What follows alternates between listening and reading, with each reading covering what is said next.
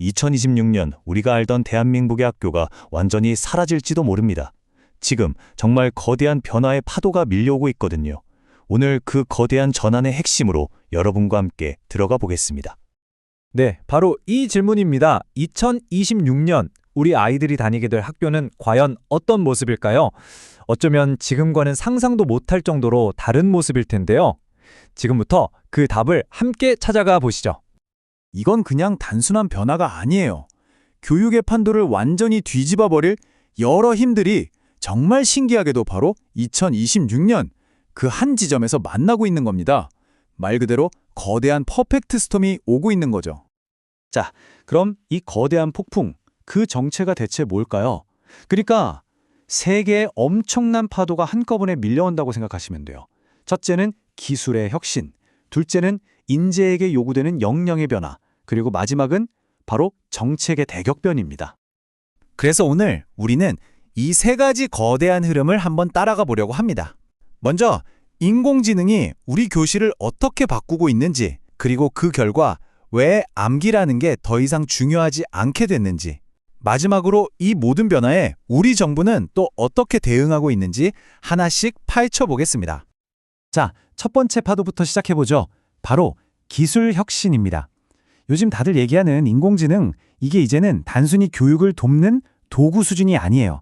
아예 새로운 학습 생태계를 이끄는 핵심 엔진으로 자리 잡고 있는 거죠.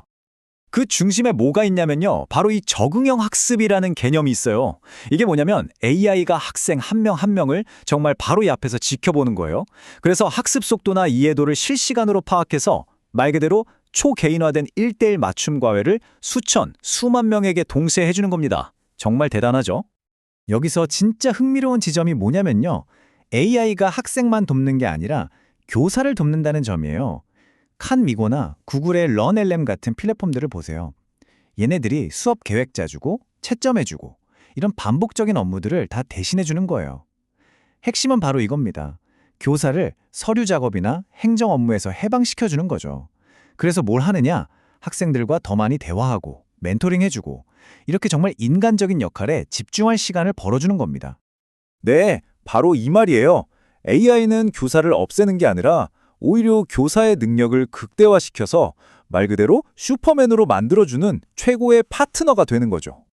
근데 기술의 혁신이 AI에서만 멈추는 게 아닙니다. VR, AR 같은 이런 몰입형 기술들 있잖아요. 이게 교육 현장을 완전히 바꿔놓고 있어요. 예를 들어 바리스타 훈련처럼 위험하거나 비용이 많이 드는 실습 훈련을 가상현실 속에서 얼마든지 안전하고 효과적으로 할 수 있게 된 거죠. 발달장애인을 위한 직업 훈련부터 고대 문명을 눈앞에서 생생하게 체험하는 역사 수업까지. 이제 교육은 책상 위를 떠나서 진짜 경험의 영역으로 확장되고 있는 겁니다. 자, 보세요. AI가 이렇게까지 똑똑해지니까 자연스럽게 두 번째 파도가 밀려옵니다. 이제 교육의 초점이 단순히 지식을 머릿속에 집어넣는 게 아니라 인간만이 할 수 있는 고유의 능력을 키우는 쪽으로 옮겨갈 수밖에 없는 거죠. 이 표를 한번 보세요. 변화가 정말 극명하게 보이죠? 왼쪽에 있는 암기나 정보 회상. 이런 건 이제 AI가 우리보다 훨씬 더 잘하는 영역입니다. 그러니까 우리 교육은 이제 당연히 오른쪽으로 가야 하는 거예요. AI는 할 수 없는 비판적 사고나 협력해서 문제를 해결하는 능력 같은 정말 인간적인 역량에 집중해야 하는 거죠. 이건 시험의 패러다임이 완전히 뒤바뀌는 겁니다. 미래학자 유발 하라리의 통찰이 바로 이 지점을 정확히 꿰뚫고 있는데요. AI가 모든 정답을 알고 있을 때 인간의 역할은 뭘까요? 바로 올바른 질문을 던지는 능력이죠. 이제 똑똑하다는 것의 의미가 근본적으로 바뀌고 있는 거예요. 정보를 많이 아는 사람이 아니라 좋은 질문으로 새로운 가치를 만들어내는 사람이 바로 미래의 인재가 되는 겁니다. 자, 이제 마지막 세 번째 파도입니다. 바로 대한민국 정부가 추진하고 있는 거대하고 야심차지만 솔직히 말해서 때로는 서로 막 부딪히고 충돌하는 그런 정책 변화들을 한번 들여다보겠습니다. 첫 번째 충돌 지점, 바로 고등학교입니다. 정부는 학생들이 자기 진로나 흥미에 맞춰서 원하는 과목을 골라 듣는 고교 학점제를 밀어붙이고 있어요. 이상적이죠? 하지만 현실에는 대학 수학 능력 시험, 바로 수능이라는 거대한 벽이 버티고 있잖아요. 그럼 학생들은 어떻게 할까요? 결국 자신의 흥미보다는 당장 입시에 유리한 과목을 선택할 수밖에 없는 이런 딜레마에 빠지게 되는 겁니다. 두 번째 충돌은 영유아 교육, 그러니까 우리 어린아이들 교육에서 벌어지고 있어요. 유치원이랑 어린이집을 하나로 합쳐서 교육 격차를 없애겠다. 이게 유보통합인데 목표 자체는 정말 훌륭합니다. 하지만 막상 현장을 들여다보면요.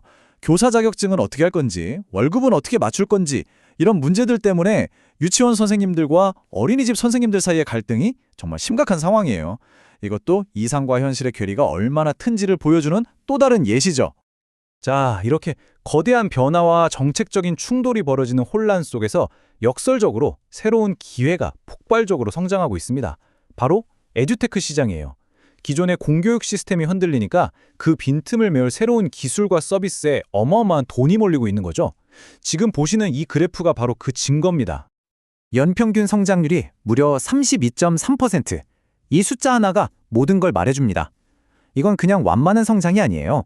말 그대로 교육 시장의 판 자체가 바뀌고 있다는 뜻이고 그 속도가 이만큼 빠르다는 겁니다.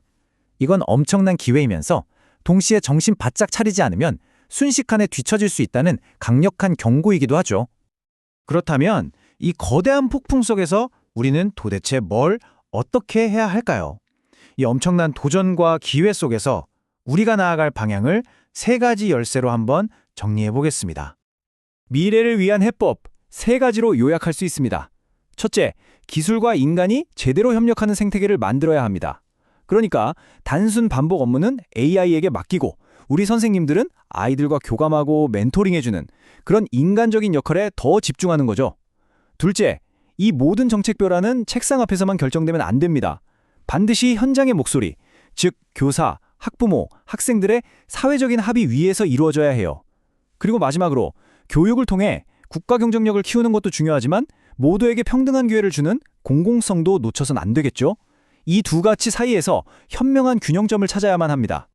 자, 오늘 이야기의 마지막으로 이 질문을 여러분께 던지면서 마무리하고 싶습니다. 인공지능이 세상의 모든 정답을 알려줄 수 있는 시대에 우리는 과연 우리 아이들에게 올바른 질문을 던지는 법을 제대로 가르치고 있을까요? 어쩌면 앞으로의 교육에서 가장 중요한 건 정답을 찾는 능력이 아니라 세상에 없던 위대한 질문을 던질 수 있는 능력을 길러주는 것, 바로 그것이 아닐까 싶습니다.